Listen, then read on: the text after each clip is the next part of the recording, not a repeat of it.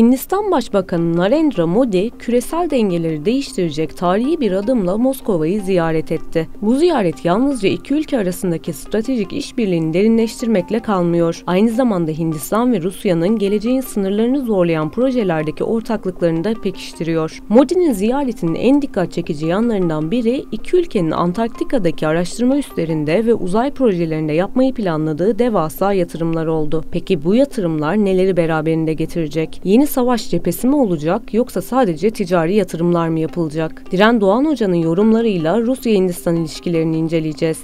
Videoya geçmeden önce kanalımıza abone olabilir, beğen tuşuna tıklayarak bize destek olabilirsiniz.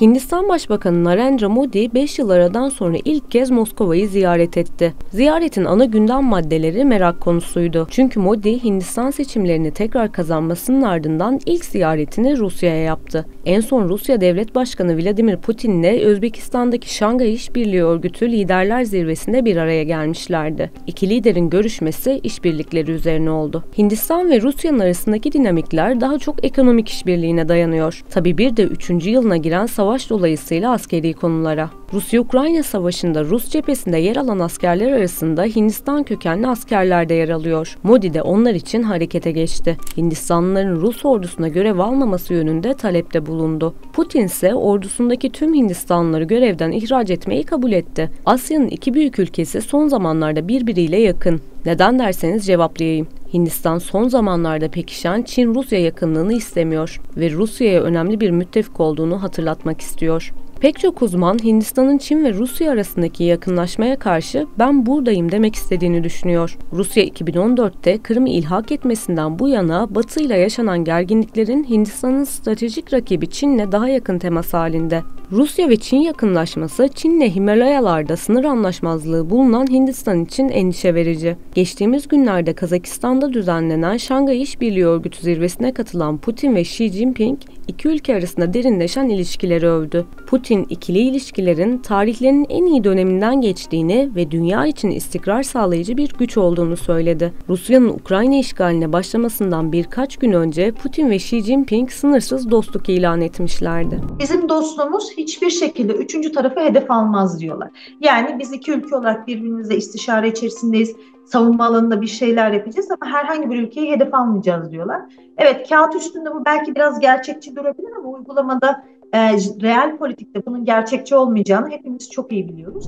Yani Hindistan kendini belli etmekte haksız sayılmaz. Aynı zamanda şöyle bir durum da var. Modi'nin Rusya ziyareti Hindistan'ın Amerika Birleşik Devletleri ile var olan güçlü bağlarını sürdürdüğü döneme denk geliyor. ABD ve Hindistan, Çin'in Hint-Pasifik bölgesinde sürdürdüğü politika nedeniyle ortak endişelere sahip. Modi geçen yıl Haziran ayında Washington'a yaptığı ziyaret sırasında ABD Başkanı Joe Biden'la bir araya gelerek savunma, ticaret ve teknoloji alanında işbirliklerinin artırılmasına yönelik görüşmelerde bulunmuştu. Kısacası Modi hükümeti tarafsızlık politikasını bırakmak istemiyor.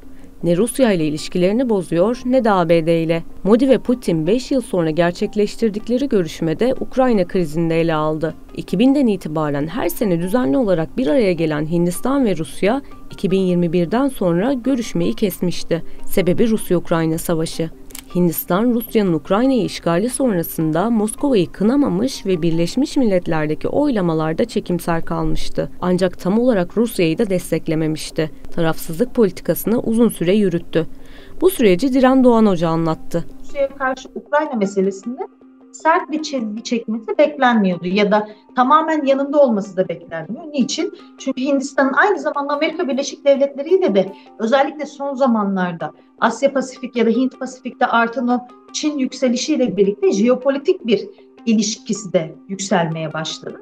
Buna istinaden de Ukrayna krizi, NATO'yu düşündüğümüzde ve Batı İttifakı'nı düşündüğümüzde Hindistan'ın bu noktada hem Rusya hem Amerika Birleşik Devletleri arasında çok böyle ince bir sırat köprüsünde geçtiğini ve iki tarafa da böyle dokunmadan, iki tarafın hassas noktalarına temas etmeden bir süreç yürütmeye çalıştığını görmüş olduk. Moskova yönetimine göre Yeni Delhi'nin bu tutumu Rusya'nın çıkarlarına uygun değil. Kremlin o dönem Hindistan'dan siyasi destek beklemişti ama tam olarak bulamamıştı. Çünkü Hindistan'ın Şangay İşbirliği Örgütü üyesi olmasına Pekin'in itirazlarına rağmen destek veren Moskova, Bu jestinin karşılığında Yeni Delhi'nin de gereken sadakati göstermesini istemişti. Hindistan'ın da savaşa ilişkin tarafsız bir tutum benimsemesinin kendisi açısından objektif bir nedeni var. Zira Hindistan'ın küresel hedefleriyle Rusya'nın strateji örtüşmüyor. Moskova yönetimi Amerika ile mücadele ettiğini ve bu mücadele sonucunda Hindistan'ın da lider konumda yer alacağı çok kutuplu bir dünya düzeni kurulacağını düşünüyor. Yeni Delhi'nin ise böyle bir mücadelesi yok. Hindistan için en büyük güvenlik sorunu Pakistan ve Çin. Rusya'dan farklı olarak ABD ile ilişkilerini geliştirmek istiyor. Hindistan'ın küresel politikasını bilen Zelenski de Hindistan'dan Rusya ile ilişkilerine son vermesini talep ediyor. Zelenski'nin asıl amacı Hindistan'ı kendi cephesine çekmek ve Rusya'yı daha da yalnızlaştırmak. Zaten Ukrayna lideri görüşmeye tepkisini hızlıca gösterdi.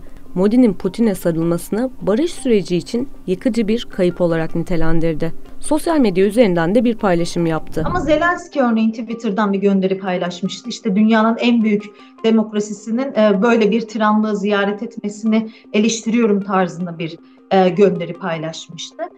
Kaldı ki zaten NATO zirvesinde de örneğin Zelenski kendi fikirlerini beyan etmişti. Zelenski'yi bu süreçte mutlu etmek çok kolay değil. Çünkü geniş perspektiften bakıldığında günden güne Rusya'ya doğru evrilen bir savaş var sahada. Ancak Hindistan gördüğümüz gibi Rusya ile işbirliğini sürdürmek istiyor. Öncelikle Yeni Delhi petrol alımlarını sürdürmekten yana. Bu durum batılı ülkeler tarafından eleştirilse de Hindistan Rusya ile güçlü ticaret ve savunma bağlarını sürdürmek istiyor. Ziyaret iki ülke arasındaki stratejik ortaklığı pekiştirmek ve mevcut jeopolitik gerilimler karşısında pozisyonlarını netleştirmek için önemli bir adım. Tabii bir de ticari ilişkiler var. Rusya ve Hindistan'ın yakın ilişkileri Soğuk Savaş dönemine dayanıyor. Soğuk Savaş döneminden bu yana Rusya, Hindistan'ın ana askeri tedarikçisi. Hatta Hindistan, Rusya'ya askeri bağımlılığını azaltmak için İsrail, Fransa ve İtalya'dan daha fazla silah almaya başladı. ABD basının iddiasına göre Hindistan Rus tankları, gemileri ve helikopterlerinin kullanımını en aza indirmeye çalışıyor. Bu iddia bir noktada makul. Çünkü 5 yıl önce savunma ithalatının 3'te 2'sini Rusya'dan sağlarken bu oran bugün 3'te 1'e düştü. Buna rağmen Rusya Hindistan'ın en büyük tedarikçisi olmaya devam ediyor. Ancak Rusya-Ukrayna savaşının başından bu yana Moskova hükümeti Hindistan'a yedek parça ve mühimmat tedarik etmekte sorun yaşıyor. Bir de işin içinde enerji kaynakları var. Batı'nın Rusya'ya yönelik yaptırımlarının artması üzerine Hindistan ve Çin, Rus petrolünün en büyük alıcısı haline geldi. Hindistan Ticaret Bakanlığı'nın verilerine göre ülkenin Rus petrolü ithalatı 2021'de 2,5 milyar dolarken 2023'te 46,5 milyar dolara yükseldi. Yani Hindistan şu anda petrol ithalatının büyük bölümünü Rusya'dan yapıyor. Öte yandan Rusya'nın Hindistan'a toplam ihracatı 65 milyar dolar. Yeni Delhi'nin Moskova'ya ihracatı ise 4 milyar dolar civarında seyrediyor. Hindistan'ın Rusya'ya en çok ihraç ettiği ürünler arasında ilaç ve eczacılık ürünleri, demir ve çelik, denizcilik ürünleri ve makineler var. Rusya'dan en çok ithal ettiği ürünler arasında ise ham petrol ve petrol ürünleri, kömür, gübre, altın ve gümüş bulunuyor. Ayrıca Hindistan ve Rusya arasında serbest ticaret anlaşması müzakereleri de devam ediyor. 9 Temmuz 2024'te Hindistan ve Rusya birçok alanda işbirliğini güçlendirmek amacıyla kapsamlı bir ortak mutabakat metni imzaladı. İki ülke Batı yaptırımlarını atlatmak için ulusal para birimlerinin kullanımı da dahil olmak üzere 2030'a kadar ikili ticareti 100 milyar dolara çıkarma konusunda anlaştılar. Liderler ayrıca Putin'in geliştirmeye odaklandığı Rusya'nın uzak doğusundaki projelerle ilgili bir işbirliği bildirgesi üzerinde de mutabakata vardı. Bu mutabakat iki ülkenin stratejik ortaklıklarını pekiştirmek ve işbirliğini çeşitli sektörlerde derinleştirmek için belirli hedefleri ve projeleri içeriyor. Savunma alanında Hindistan ve Rusya askeri ve teknik işbirliğini arttırmayı kabul etti. Bu kapsamda Rus yapımı askeri ekipmanların Hindistan'da ortak üretimi ve ileri savunma teknolojileri üzerinde ortak araştırma ve geliştirme çalışmaları yapılması planlanıyor.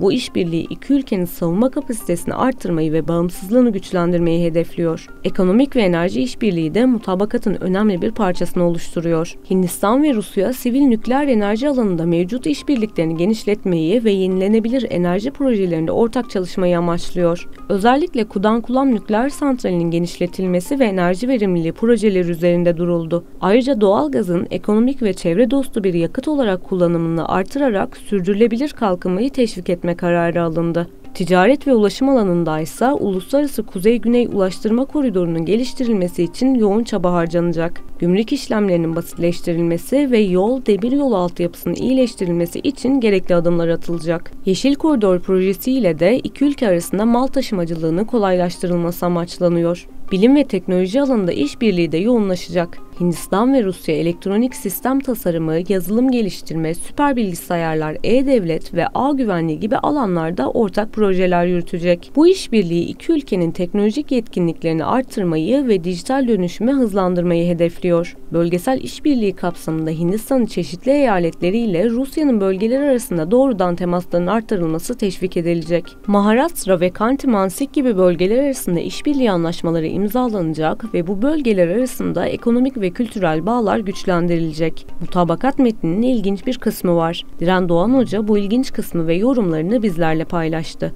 Benim dikkatimi çeken husus aynı bildirim metninde örneğin Rusya'nın uzak doğusu ya da Arktik'te Rusya bir bakıma Hintli iş adamlarını, Hindistan'daki ticaret çevrelerini burada yatırım yapmaya davet ediyor.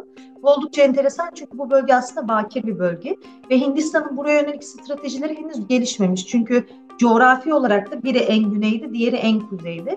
Ama Arktik bölgesi gelecek yüzyılın, belki de içinde bulunduğumuz yüzyılın ikinci yarısının en ciddi potansiyeller barındıran bölgesinden biri. Biliyorsunuz oradaki buzullar eriyor, yeni ticaret yolları açılıyor ve yeni enerji kaynakları var. Oldukça mesela dikkatimi çekti o bildirim metninde. Aynı zamanda uzay alanındaki işbirliği de oldukça dikkat çekiciydi. Çünkü bunlar bizim henüz farkında olmadığımız ama içerisinde ciddi potansiyeller barındıran alanlar. Uzay jeopolitiği olsun, Arktik jeopolitiği olsun.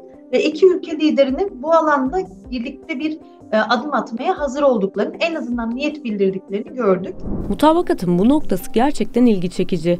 İlerleyen süreçlerde hatta belki 100 yıllık bir zamanda ilişkilerin zaman ve mekanını değişecek gibi duruyor. Yeni bir savaş cephesi olarak dahi kullanılabilir. Çünkü iki ülkenin yatırımları bunu gösteriyor. Rusya Antarktika'da uzun bir geçmişe sahip. Birkaç önemli araştırma istasyonu var. Vostok istasyonu en ünlü Rus araştırma merkezlerinden biri ve burada derin buzul sondajları gibi önemli projeler yürütülüyor. Hindistan'ın ise biraz daha yeni olduğunu söyleyebiliriz. Bharati ve Maitri istasyonlarıyla kıtada araştırmalar yürütüyor. Özellikle buz bilimi ve meteoroloji alanında çalışmalar yapılıyor. Tabii mevcut durum değişebilir. Bugün bilimsel çalışmalar yapılan bölgede askeri ve ticari faaliyetler görmek de mümkün.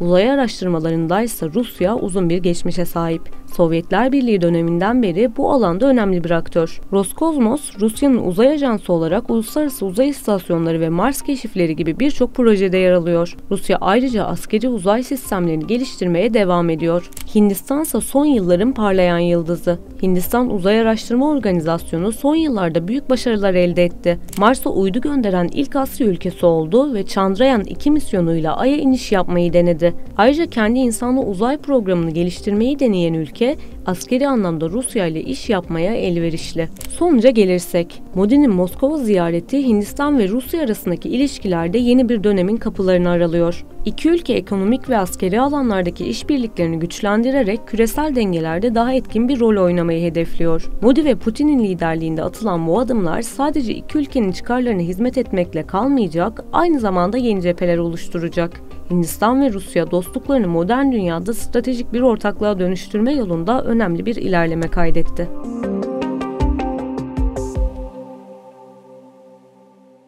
Hindistan Başbakanı Narendra Modi, küresel dengeleri değiştirecek tarihi bir adımla Moskova'yı ziyaret etti. Bu ziyaret yalnızca iki ülke arasındaki stratejik işbirliğini derinleştirmekle kalmıyor. Aynı zamanda Hindistan ve Rusya'nın geleceğin sınırlarını zorlayan projelerdeki ortaklıklarını da pekiştiriyor.